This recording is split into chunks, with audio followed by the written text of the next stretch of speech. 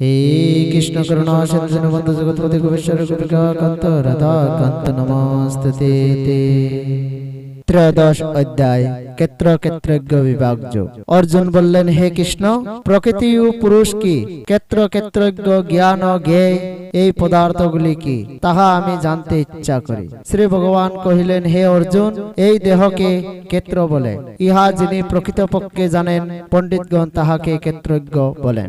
আর হে অর্জুন, ক্ষেত্রজ্ঞ স্বরূপ আমাকে সর্বক্ষেত্র মধ্যে অবস্থিত জানিও। ক্ষেত্র ও ক্ষেত্রজ্ঞের বিষয়ে প্রকৃত জ্ঞানে আমার জ্ঞান। সেই ক্ষেত্র দেহ কি, তাহার রূপ ও বিকার কিরূপ, আর ক্ষেত্রজ্ঞ বা কি, তাহার স্বরূপ ও প্রভাব সংক্ষেপে তোমায় বলিতেছি, তুমি শ্রবণ করো। বেদ মন্ত্রে ও ছন্দে বহুভাবে বশিষ্ঠাদি ঋষিগণ এই ক্ষেত্র ক্ষেত্রজ্ঞ বিষয়ক জ্ঞান নিরূপণ করিয়া গিয়াছেন। কীর্তি আদি পঞ্চ মহাভূত আর অহংকার, বুদ্ধি প্রকৃতি 10 ইন্দ্রিয়, মন আর পঞ্চ জ্ঞান ইন্দ্রিয়, পঞ্চ বিষয় এবং ইচ্ছা, বিদেশ সুখ দুঃখ, শরীর চৈতন্য, ধৈর্য, ইহারাই ক্ষেত্রজ্ঞ ও তাহার বিকার। ইহাই তোমাকে সংক্ষেপে বলিলাম। অভিমান শূন্যতা, দম্ভহীনতা, অহিংসা, ক্ষমা, সহনশীলতা, সরলতা, গুরু সেবা, দেহের ও মনের সুচিতা, মনকে সংযত করা, সকল বিষয়ে বৈরাগ্য, অহংকার না করা,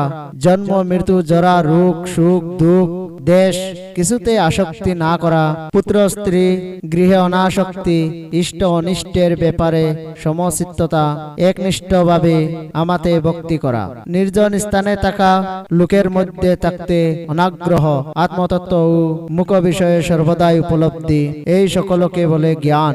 আর ইহার বিপরীত হইলেই তাহা অজ্ঞান বলিয়া বুঝিবে। জ্ঞেয় কাহাকে বলে তাহা বলিতেছি। ইহা জানিতে পারিলে পরমানন্দ পাওয়া যায়। যিনি ব্রহ্ম অনাদি, তিনি সৎ বা অসৎ কিছুই নহেন। সেই ব্রহ্ম সর্বত্রই হস্ত পদ মস্তক মুখ এবং কর্ণ বিশিষ্ট, তিনি সমগ্র জগৎ জুড়িয়া রহিয়াছেন। তাহার সকল ইন্দ্রিয় গুণের প্রকাশ, অথচ তিনিও ইন্দ্রিয় বিবর্জিত। তাহার সর্বত্র সম্বন্ধহীন, তবুও তিনি সকলকে ধারণ করিয়া আছেন। তিনি নির্গুণ, তবুও তিনি গুণহীন, অথচ সকল গুণের পালক। তিনি সর্বজীবের অন্তরে এবং বাহিরে আছেন। তিনি স্থাবর ও জঙ্গম রূপে আছেন। তিনি সূক্ষ্ম হইতেও সূক্ষ্ম, তিনি কাছে তাকিয়াও দূরে আছেন বলিয়া মনে হয়। তিনি সর্বভূতে অবিভক্ত, অথচ বিভক্তের ন্যায় স্থির আছেন। তিনি সর্বভূতকে বরণ করেন, প্রলয়কালে গ্রাস করেন, সৃষ্টিকালে ভিন্ন ভিন্ন ভাবে প্রকাশিত হন এবং সকলেরই তিনি মূল কারণ। তিনি সকল জুটির জুটি স্বরূপ। তিনি তমসার অতীত, তিনি জ্ঞান, আবার তিনি এই জ্ঞেয়। তিনি এই জ্ঞান গম্য, তিনি এই হৃদয়ের মধ্যস্থলে আছেন।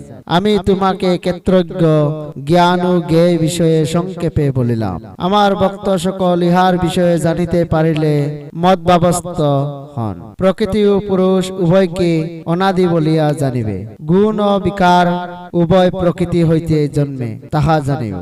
শরীর ও ইন্দ্রিয় উভয়ের যে কর্তৃত্ব, তাহার কারণ প্রকৃতি। আবার সুখ ও দুঃখের কারণ হইল ভোগ, তাহার হেতু হইল পুরুষ। পুরুষ প্রকৃতিতে তাকিয়া প্রকৃতি হইতে জাত, সুখ ও দুঃখাদি ভোগ করেন। পুরুষ গুণ সকলের সহিত যুগেই তাহার সৎ বা অসৎ জন্মের কারণ। সকল লোকের দেহে তাকিয়াও পরম পুরুষ বিরাজমান। তিনি উপদ্রষ্টা, অনুমন্তা, বর্তা, ভোক্তা, মহেশ্বর এবং তিনি এই পরমাত্মা বলিয়া জ্ঞাত।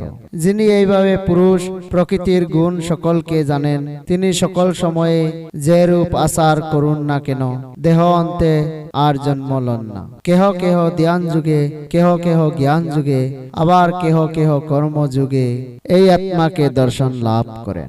আবার কেহ কেহ এইভাবে না জানিয়া অপরের মুখে শুনিয়া তাহার উপাসনা করেন। তাহারাও শ্রদ্ধা গুণে মৃত্যুময় সংসার অতিক্রম করিয়া থাকেন। হে অর্জুন, জগতে স্থাবর বা জঙ্গম যাহা কিছু পদার্থ জন্মে, সেসব এই ক্ষেত্র ও ক্ষেত্রজ্ঞের সংযোগে হইয়া থাকে। ইহা ইহা জানিও। যেইজন আত্মাকে সর্বভূতে সমভাবে অবস্থিত দেখিয়া থাকেন, আবার নশ্বর পদার্থেও অবিনশ্বর আত্মাকে দেখিয়া থাকেন, তিনি এই প্রকৃত দ্রষ্টা।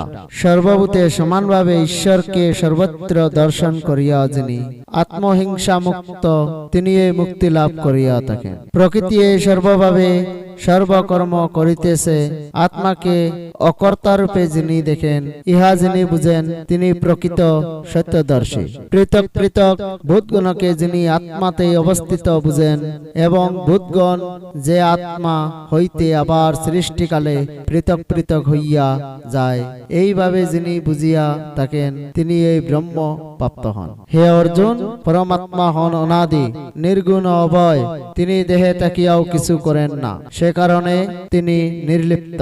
আকাশ যেমন সকল বস্তুতে ব্যাপ্ত থাকিয়াও কিছুতেই লিপ্ত হন না, পরমাত্মা তেমনি অতি সূক্ষ্ম, তাই তিনি সর্বস্থানে থাকিয়াও কোনো কিছুতেই লিপ্ত হন না। হে অর্জুন, এক সূর্য যেমন এই সমস্ত প্রকাশ করিয়া থাকেন, তেমনি ক্ষেত্রী আত্মা ক্ষেত্রকে প্রকাশিত করেন। এইভাবে জ্ঞানরূপ চক্ষুর দ্বারা যাহারা ক্ষেত্র ক্ষেত্রজ্ঞের পার্থক্য এবং ভূত ও প্রকৃতি হইতে মুক্তির পথ জানেন, তাহারা পরমাগতি লাভ করেন। ইতি ক্ষেত্র ক্ষেত্রজ্ঞ বিভাগ যোগ নামক 13 অধ্যায়। জয় শ্রীকৃষ্ণ। রাধে রাধে সবাইকে।